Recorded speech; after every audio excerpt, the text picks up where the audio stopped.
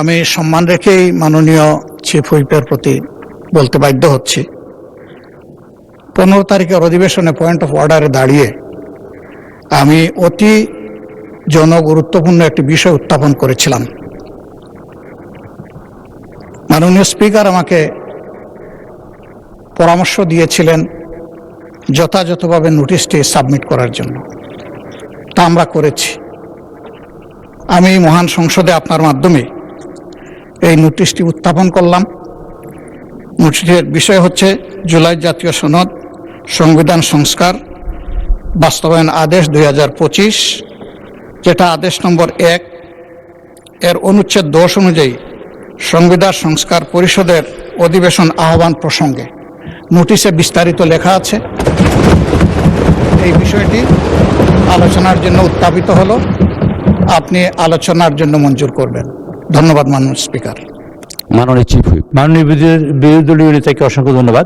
বিষয়টি এরকমের যে মাননীয় স্পিকার, আপনি সবসময় সংসদে যে অর্ডার্স অফ দ্য ডে অনুযায়ী তারকা চিহ্নিত প্রশ্ন এবং 71 বিধি, এটা শেষ হওয়ার পরেই আমরা যে কোনো বিষয়ে আলোচনা উত্থাপন করব।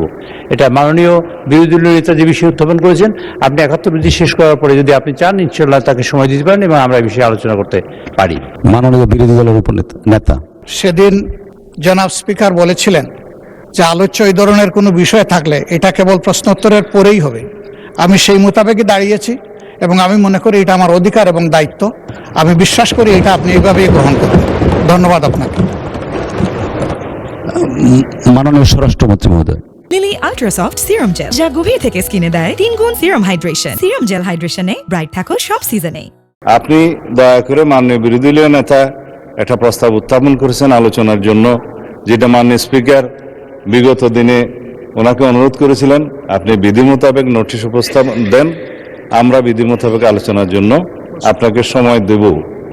কিন্তু সেটা মাননীয় চিফ হুইপ যেটা বলেছেন যে আমাদের ট্রেডিশন অনুসারে যে প্রশ্নোত্তর পর্ব এবং 71 বিধির পরে এই জাতীয় মুলতবি প্রস্তাবগুলো নিয়ে নোটিশ উত্থাপিত হয়, সেই কথাটাই আপনি মাননীয় বিরোধী দলীয় নেতাকে বলেছেন। এখানে আমার মনে হয় না কোনো অধিকার ক্ষুণ্ণ হয়েছে।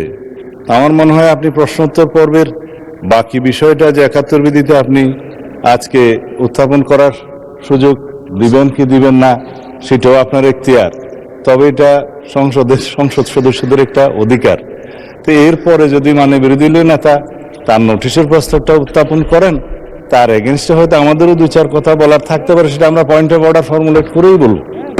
তো সুতরাং আপনি বিধি মোতাবেক এগিয়ে যান। আমিও আপনাকে অনুরোধ করবো আপনার মাধ্যমে যেভাবে আপনি অর্ডার অফ দি ডেটা পরিচালনা করতে চাচ্ছেন, দয়া করে সেভাবে যান, আদার মেম্বার্সদের রাইটটাও প্রোটেক্টেড হয়। ধন্যবাদ মাননীয় স্পিকার। মাননীয় বিরোধী দলের চিফ হুইপ। মাননীয় স্পিকার, আমরা হয়তো ভুলে যাচ্ছি যে আমরা এই সংসদটা কিভাবে গঠিত হয়েছে এবং জাতীয় সংসদ নির্বাচনের পাশাপাশি এখানে গণভোট অনুষ্ঠিত হয়েছিল, কিন্তু এখন সংসদের কার্যক্রম দেখলে মনে হচ্ছে যে এই ধরনের কিছুই যেন হয়নি।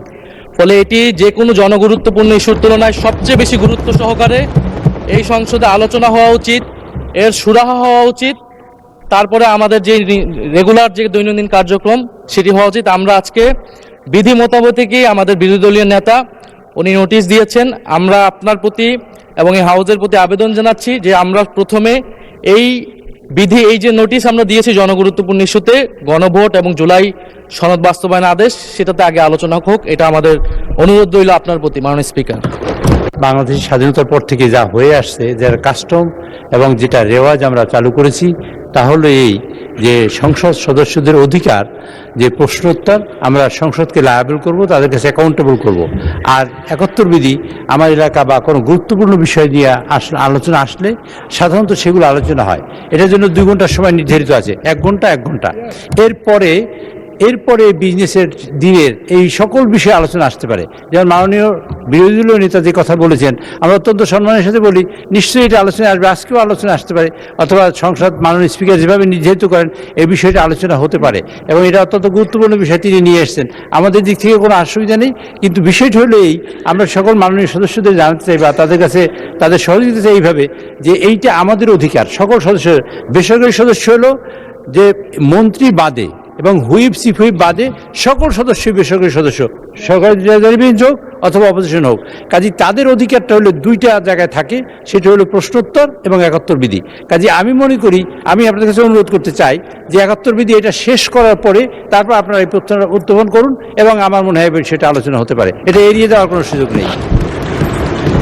মাননীয় বিরোধী দলের নেতা, আপনার দৃষ্টি আকর্ষণ করছি, আপনার যে নোটিশটা এনেছেন সেটা আমরা দেখছি। আমরা একটু দয়া করে বিধিটা ফলো করে 71 বিধির পরেই আপনার এই নোটিশটার ব্যাপারে আমরা সিদ্ধান্ত জানাবো। মাননীয় বিরোধী দলের সেই রায়কে সম্মান দেখানো উচিত মাননীয় স্পিকার।